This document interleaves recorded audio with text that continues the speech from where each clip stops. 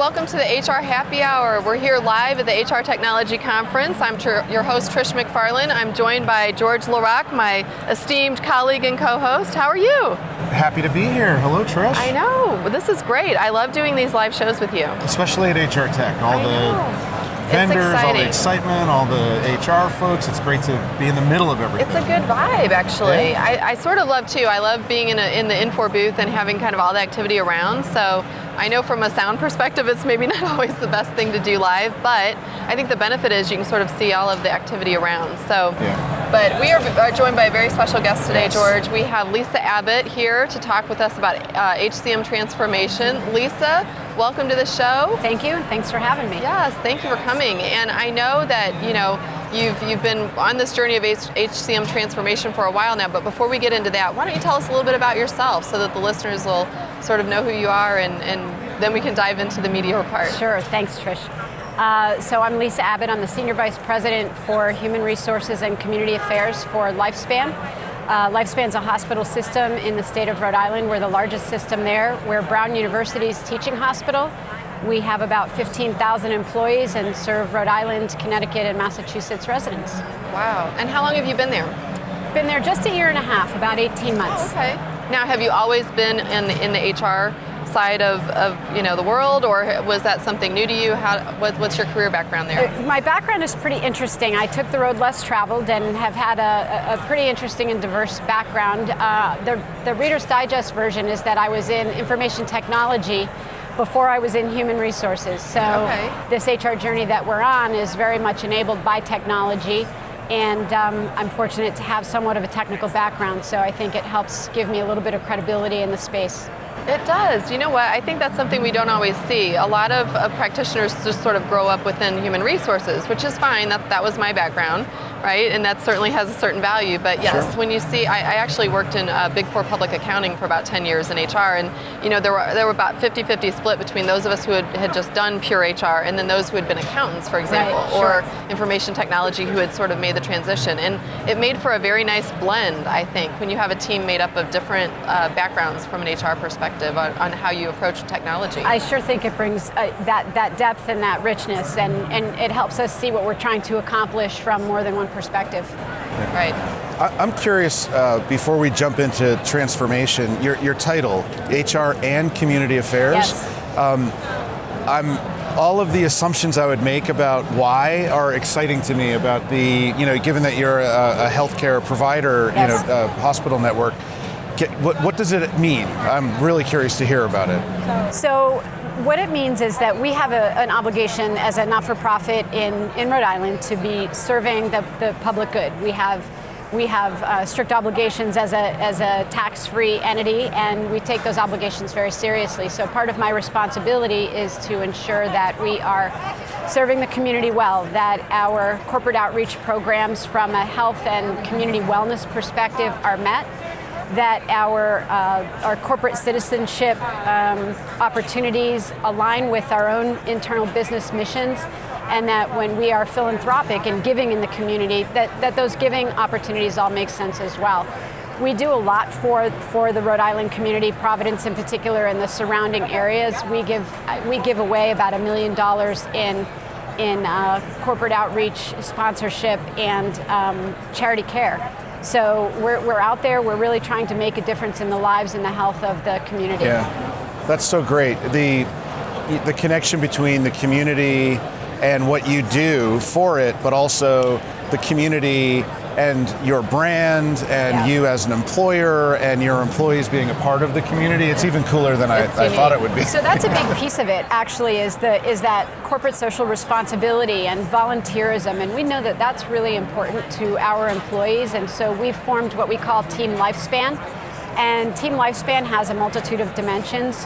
One is featured prominence at certain 5K and 10K races that are supporting things like breast cancer awareness and the American Heart Association and things of that nature. Those are core aligned with our mission.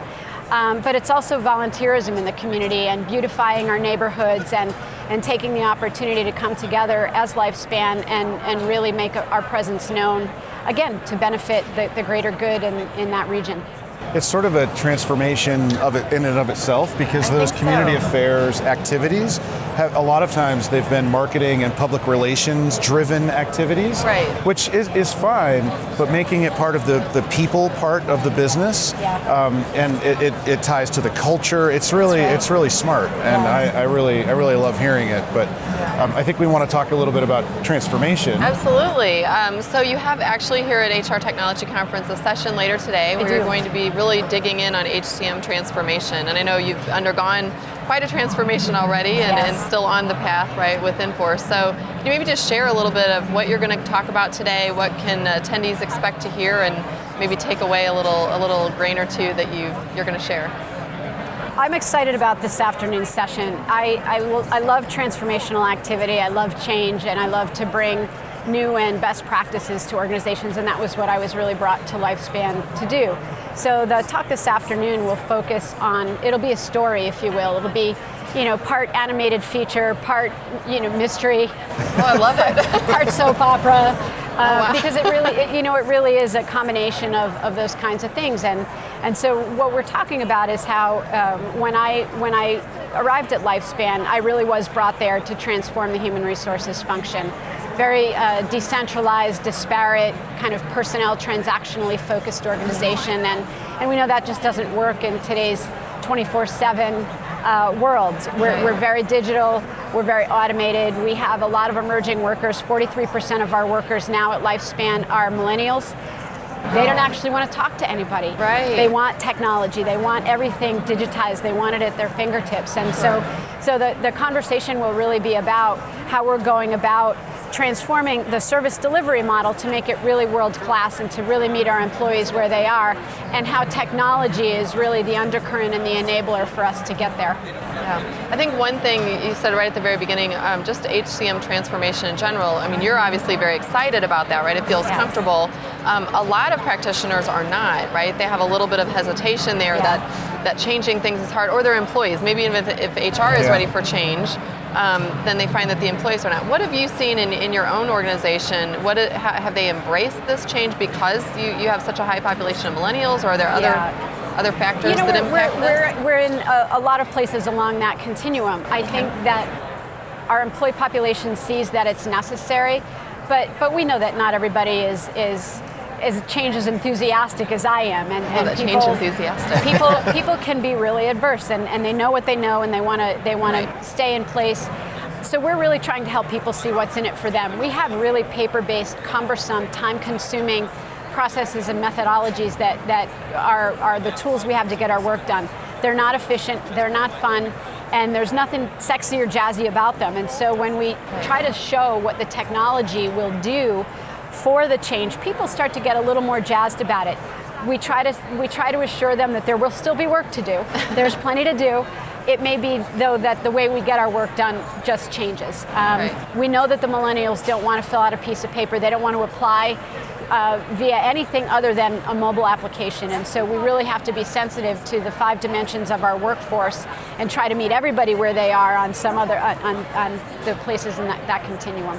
Right. And is that, I think it is the best place to start, where you can make a process more efficient and lead people into that change. Is that part of the strategy that you have going into this? Yeah, we started with about 6 things at the same time.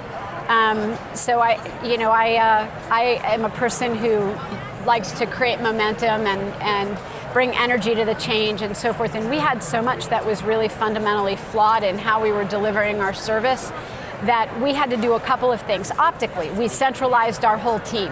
So we had people at our disparate sites. We have 5 affiliate hospitals, and we had pockets of people working in different places, doing their own thing, doing their own way. Yep. And so the first really big optically empowering thing we did was bring everybody together.